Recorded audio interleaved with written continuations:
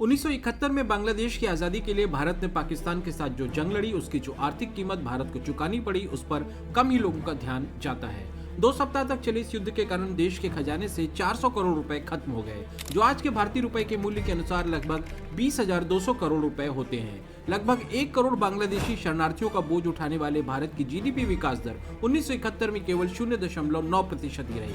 फिर 1972 और 1973 में मानसून की बारिश ने देश को निराश किया। लगातार 2 वर्षों तक खराब मानसून के कारण देश के कई हिस्सों में सूखे की स्थिति थी। पूरे देश में अनाज की कमी थी। देश में औद्योगिक उत्पादन भी कम हो गया था, जिसके कारण कई लोगों की नौकरियां भी जाती रहीं। इसके बाद 1973 के योम किपुर युद्ध के कारण अरब देशों ने इजराइल का समर्थन करने वाले देशों के खिलाफ तेल के निर्यात पर प्रतिबंध लगा दिया, जिसके कारण कुछ ही दिनों में कच्चे तेल की अंतर्राष्ट्रीय कीमतें 4 गुना बढ़ गईं। इन सभी कारणों से 1975 तक महंगाई की दर 25% तक हो गई थी। इंदिरा गांधी 1971 की जंग में शानदार जीत और गरीबी हटाओ के लुभावने नारे के साथ सत्ता में वापस आई थी।